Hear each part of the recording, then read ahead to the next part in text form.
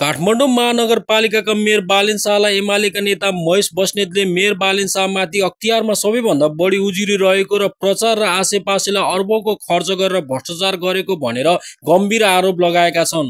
सोमबार राति आफ्नो फेसबुक अकाउन्टमा लामो स्ट्याटस लेख्दै उनले मेयर बालेन शाहमाथि यस्तो आरोप लगाएका हुन्। उनले काठमाडौँ महानगरपालिकाका मेयर बालेन शाह आफू सिस्टमसँग लड्ने मेयर भएको भनेर भन्न रुचाउने तर त्यही सिस्टमको नालीको किरो बनेर बसेको भनेर बालेन विरुद्ध कटाक्ष गरेका छन्।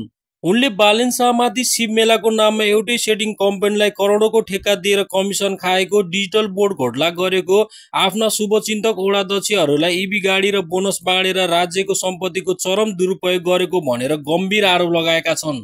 फ्रान्स फिल्म फेस्टिभलमा आफूलाई मात्र निमन्त्रणा आएकोमा युट्युब ह्यान्डलर र पुराना साथी कुमार बेन र सुनिल लम्साललाई पनि सरकारी खर्चमा उडाउने निर्णय गरेको र महालेखा परीक्षकले त्यो खर्चलाई अवैध मानेर बेरुजी ठहर गरिसकेको भनेर उनले आफ्नो फेसबुक स्ट्याटसमा लेखेका छन्। उनले बालेन विरुद्ध अख्तियारमा सबैभन्दा बढी उजुरी भएको, पुँजीगत खर्च सबैभन्दा कम, प्रचार र आसेपासेमा अर्बौं खर्च, डोजर आतंक मचाएर हजारौंलाई घरबार विहीन बनाउने, आफ्नो मान्छे प्रयोग गरेर आइटी प्रचार र टेन्डर बाँडफाँड, अफिसमा लिफ्ट, शौचालय, गाडी सबै व्यक्तिगत सुविधा र परिवारको सेवामा नक्सा पास, कमिसनको खेल, कर्मचारीहरूको दमन र आज सबै टाढा तपाईँ एक्ला। अब प्रधानमन्त्रीको पछाडि लागेर तपाईका यी सबै करतुतले छुट पाउँछ। बालेनज्यू, जनताको साथ सजिलोसँग पाउनुभयो, अब जनविश्वास गुमाउँदै हुनुहुन्छ।